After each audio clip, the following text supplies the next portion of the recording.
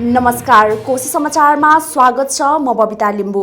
विकास निर्माणमा राज्य कति उदासीन छ भन्ने विराटनगरको रिङ रोडले देखाउँछ। रिङ रोड निर्माण सुरु भएको 2 दशक नागिसकेको छ। 2 दशकपछि पनि रिङ रोड निर्माणको काम अलपत्र अवस्थामा छ। यो एक रिपोर्ट। टाउन प्लानिङ सहित सुरु गरिएको विराटनगरको रिङ रोड 2 दशक बितिसक्दा पनि लथालिङ्ग अवस्थामा छ। आसपासका तत्कालीन गाविस समेतलाई समेटेर सहर विस्तार गर्ने उद्देश्यले सार्वजनिक निजी साझेदारी अवधारणामा सुरु गरिएको रिङ रोड सरकारी उदासीनताको विद्रूप उदाहरण बन्न पुगेको हो। प्रत्येक वर्षको बजेट भाषणमा उत्साहित हुने रिङ रोड आसपासका बासिन्दाको हातमा निराशा मात्रै लाग्दै आएको छ। बजेटले प्राथमिकतामा राख्ने रिङ रोड व्यवहारमा सधैँ अलपत्र छ। रिङ रोड 2 दशक पहिले सरकारले नमुना आयोजनाको रूपमा ल्याएको थियो। आसपास 100 मिटर जग्गा लिएर प्लानिङ गरी नमुना र व्यवस्थित सहर बनाउने सरकारको योजना छेपारोको कथा जस्तो भएको छ। सरकारले रिङ रोड आसपास 100 मिटर भित्र पर्ने जग्गाको कारोबारमा रोक समेत लगाएको छ। टाउन प्लानिङको योजना सहित सुरु भएको 44 किलोमिटर लामो रिङ रोडको काम कछुवाको गति भन्दा सुस्त छ। योजना सुरु भएको 23 वर्ष बितिसक्दा पनि ट्र्याकको काम समेत पूरा हुन सकेको छैन। संघीय सरकारको शहरी विकास मन्त्रालयले हेर्दै आएको काम प्रदेश सरकारले पाएको छ। प्रदेश 1 सरकारले रिङ रोडको जिम्मा लिएको 2 आर्थिक वर्ष बितिसकेको छ। प्रदेश सरकारलाई पनि रिङ रोड महत्त्वपूर्ण नलागेको देखिन्छ। चालु आर्थिक वर्षको बजेटमा प्रदेशका आर्थिक मामिला तथा योजना मन्त्री इन्द्रबहादुर आङबोले विराटनगर रिङ रोडलाई बजेट विनियोजन गरेको बताए पनि रकम भने खुलाएनन्। निर्माण गरिएको सडक भत्किएर सवारी चलाउनै नसक्ने अवस्था छ। जताततै भत्किएका कारण सडकमा सवारी साधन सञ्चालन गर्न नसकिने सिटी सफारी चालक गोपाल राजवंशी बताउँछन्। त्यो पनि पिच थियो पहिला क्या, पहिला पिच थियो होइन, तर पिच त अब खतम भइसक्यो। ठुल्ठुलो गाडीहरू चल्न लाग्यो होइन। अब त अहिले त यति बाटो खराब छ। बाटोमा तपाईँको अहिले कतिचोटि टर्को पनि पल्टिसक्नु भएको, सिडी पल्टिसक्नु भएको, अहिलेसम्म ठिकठाक गरेको छैन, बराबर गरेको छैन। त्यस्तै ढुङ्गाहरू दिइरहेछ, गाडी चलिरहेछ। जग्गा धनीहरू आफ्नो जग्गा वर्षौंदेखि सरकारले बन्दकमा पारेको गुनासो गर्छन्। सरकारले जग्गा लिएर चक्रपथ पनि नबनाएको र प्लटिङ गरेर घडेरी प्लानिङ पनि नगरेको उनीहरूको गुनासो छ। रिङ रोड निर्माणको जिम्मा पाएको पूर्वाधार विकास कार्यालय मोरङले सरकारले थोरै बजेट विनियोजन गरेका कारण चक्रपथ निर्माणको काम अगाडि बढाउन गाह्रो भएको जनाएको छ। कार्यालयका प्रमुख सुशील श्रेष्ठले पर्याप्त बजेट विनियोजन नगरेसम्म चक्रपथको कामले गति लिने अवस्था नरहेको पनि स्पष्ट पारे। विकास गर्न र नयाँ सहरीकरण गर्नलाई चाहिँ उपयुक्त ठाउँ भएकोले चाहिँ विराटनगर रिङ रोड चाहिँ मेरो विचारमा चाहिँ यो मेरुदण्ड नै हो। तर एउटा के भयो भने बाध्यता यो कम पैसा छुट्याइने रिङ रोड चाहिँ त्यसै कारण नि ओझेलमा परेको जस्तो छ। विराटनगरको चक्रपथ सम्पन्न गर्न करिब 10 अर्ब बजेट लाग्ने बताइएको छ। सरकार भने 2-4 करोड बजेट विनियोजन गरेर पन्छिने गरेको छ। रिङ रोड निर्माणमा अब पनि तदारुकता नदेखाए विकास निर्माणमा सरकारको उदासीनताको ऐना बनेर गिज्याइरहनेछ। सरकारले उच्च हिमाली क्षेत्रमा उद्धार उडान गर्ने अनुमति दिने अधिकार स्थानीय प्रशासनलाई दिन नसक्ने स्पष्ट पारेको छ। गृहमन्त्री रामबहादुर थापाले आज प्रतिनिधि सभाको अन्तर्राष्ट्रिय सम्बन्ध समितिको बैठकमा उच्च हिमाली क्षेत्रका 13 वटा जिल्लामा उद्धार उडान गर्ने अनुमति दिने अधिकार स्थानीय प्रशासनलाई दिन नसक्ने स्पष्ट पारेको हो। उच्च हिमाली क्षेत्रका 13 जिल्लाका 73 वटा स्थान 2021 साल यता निषेधित क्षेत्रको रूपमा रहेको र अहिले पनि कायम भएकाले गृह मन्त्रालय मार्फत नै उद्धार उडानको स्वीकृति दिँदै आएको गृहमन्त्री थापाले बताएका छन्। उच्च हिमाली क्षेत्रका आरक्षण क्षेत्रहरू र निषेधित क्षेत्रहरूमा दुर्लभ जीवजन्तु, बहुमूल्य जडीबुटीहरू र अन्य प्राकृतिक सम्पदासँगै राजनीतिक हिसाबले पनि महत्त्वपूर्ण एवं संवेदनशील भएकाले निषेधित क्षेत्र भनेर परिभाषित गरिएको र त्यहाँ जानका लागि केन्द्रको अनुमति चाहिने व्यवस्था रहेको छ। उक्त नीति अहिले पनि कायम भएकाले केन्द्रको अनुमति बिना त्यस ठाउँमा जान र उद्धार कार्यका लागि हेलिकप्टर उडान गर्न नपाइने गृहमन्त्री थापाले स्पष्ट पारे। उच्च हिमाली बेल्टमा आरक्षण क्षेत्रहरू पनि छ। त्यसकारणले त्यहाँ दुर्लभ जीवजन्तुहरू छन्, त्यहाँ बहुमूल्य जडीबुटीहरू पनि छन्, अन्य प्राकृतिक त्यहाँ सम्पदाहरू पनि त्यहाँ छन् र त्यो अर्को चाहिँ उत्तरी क्षेत्र अलि संवेदनशील पनि छ रणनीतिक हिसाब किताबले। त्यो हिसाब किताबले त्यसलाई निषेधित क्षेत्र 13वटा जिल्लाका 73वटा चाहिँ स्थानहरूलाई वडाहरूलाई निषेधित क्षेत्र भनेर परिभाषित गरिएको छ र त्यसको निम्ति त्यहाँ जानको निम्ति केन्द्रको अनुमति चाहिने भन्ने नीति तय गरिएको रहेछ र त्यो नीति अहिलेसम्म पनि कायम छ। समितिले दिएको प्रतिवेदनका आधारमा समितिको 2075 माघ 9 गते बसेको बैठकले उच्च हिमाली क्षेत्रमा पर्यटक जाँदा बिरामी भएमा स्थानीय प्रशासनलाई हेलिकप्टर उडान गर्न अनुमति दिने अधिकार दिन गृह मन्त्रालयलाई निर्देशन दिएको थियो।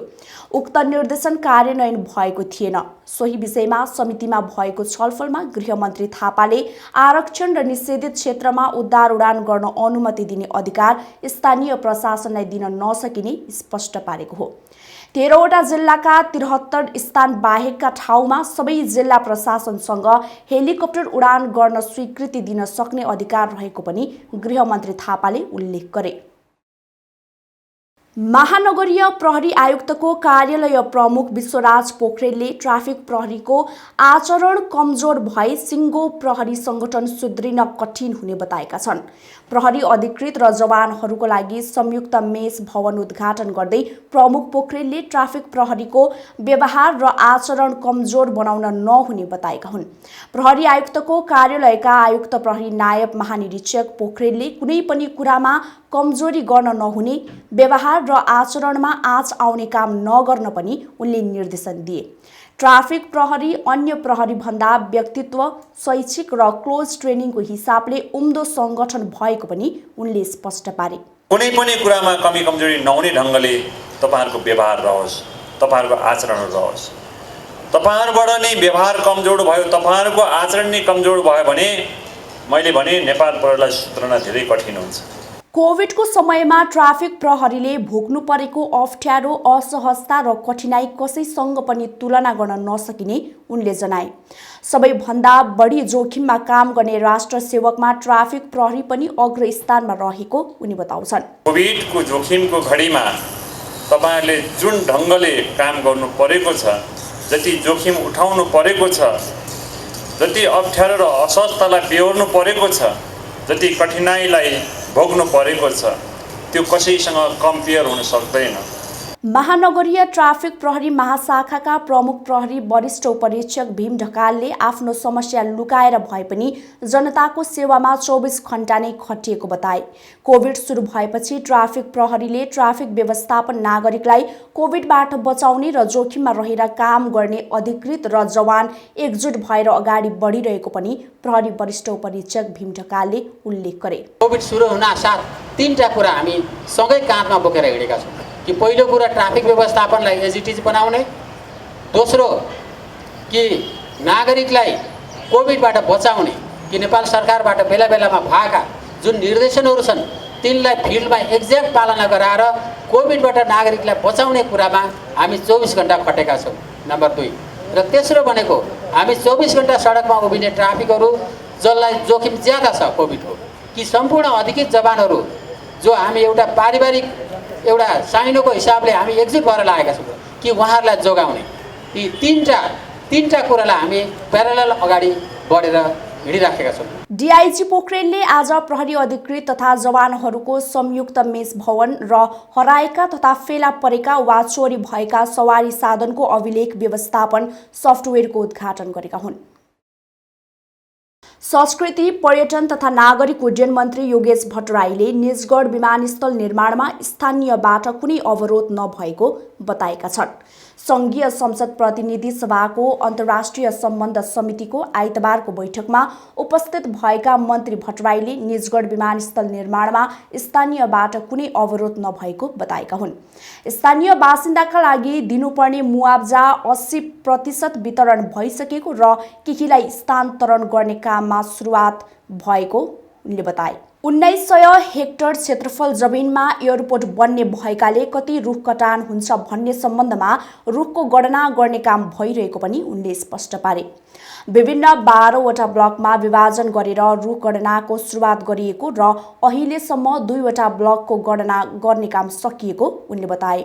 2वटा ब्लकमा 65,000 रुख रहेको छ। उक्त तथ्याङ्कका आधारमा करिब 4 लाख रुख कटान हुने अनुमान गरिएको पनि उनले बताए। यस्तै विमानस्थल निर्माणका लागि लगानी जुटाउने काम पनि लगानी बोर्ड मार्फत भइरहेको उनले प्रश्न पारे। लगानी बोर्डले जोडिज अन्तर्राष्ट्रिय विमानस्थललाई लगानीकर्ताको रूपमा छनौट गरिसकेको र विभिन्न 2 चरणमा प्रपोजल आदान प्रदान भइसकेको समेत उनले बताए। विमानस्थल निर्माणका अन्य कामहरू भने भइरहेको उनले बताएका छन्। लगानी बोर्डले जोइज अन्तर्राष्ट्रिय विमानस्थललाई यसमा छनौट गरेको थियो र उहाँहरूसँग 2-3 राउन्डको प्रस्ताव आदान प्रदान पनि भयो र अहिले उहाँहरूलाई अन्तिम मौका दिएको छ। अब यो अन्तिम मौका दिएको समयमा उहाँहरू आउनु भएन, यसमा उहाँहरूले इच्छा जाहेर गर्नु भएन भने उहाँहरूसँगको च्याप्टर क्लोज हुन्छ।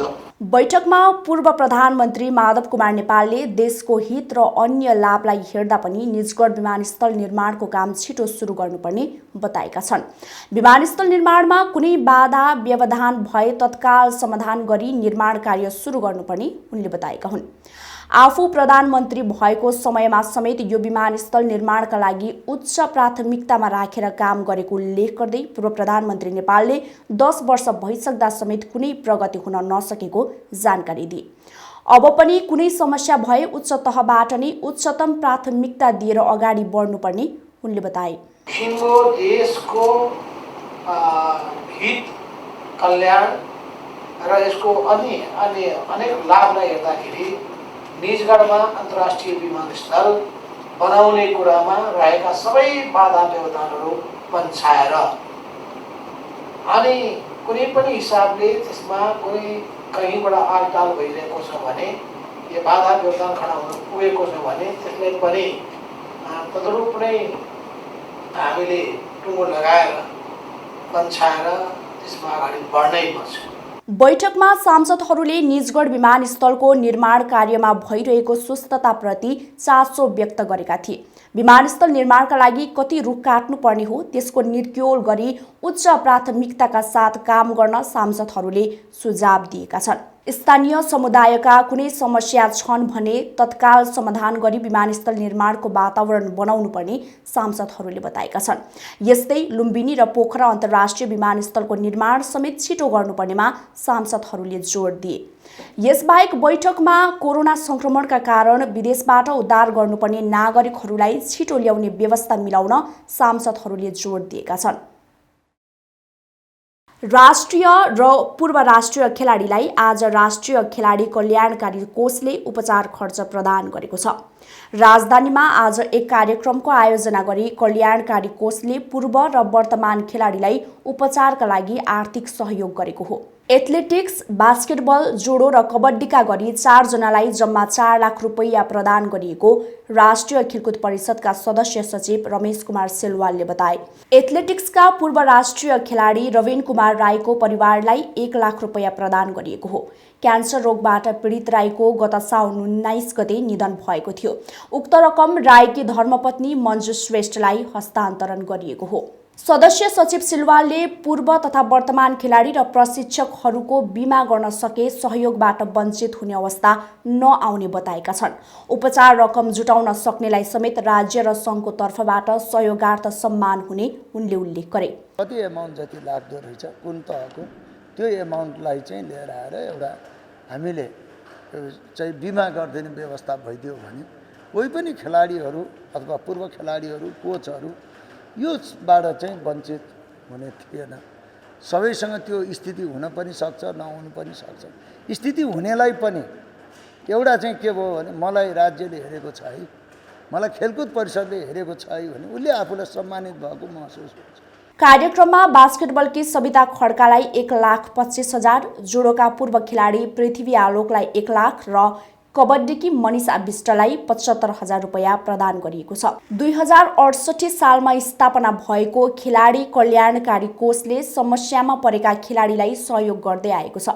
यसअघि कोषले 2072 सालको महाभूकम्पमा ज्यान गुमाएका खेलाडी, प्रशिक्षक र खेल पत्रकार गरी 12 परिवारलाई सम्मान 1 लाखका दरले आर्थिक सहयोग उपलब्ध गराएको थियो।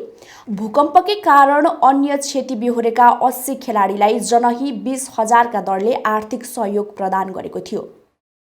नेपालमा आइतबार थप 2253 जना कोरोना भाइरस संक्रमित थपिएका छन्। स्वास्थ्य तथा जनसङ्ख्या मन्त्रालयले विभिन्न प्रयोगशालामा गरिएको 12,784 जनाको परीक्षणमा थप 2253 जनामा कोरोना संक्रमण पुष्टि भएको जानकारी दिएको छ।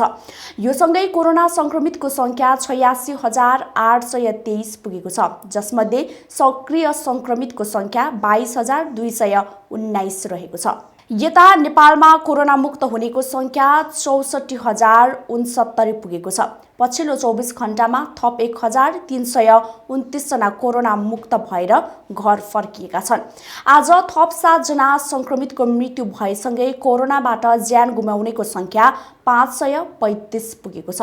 हवस् त, कोशी समाचार आजलाई यति नै। हेर्दै गर्नुहोला कोशी अनलाइन टिभी।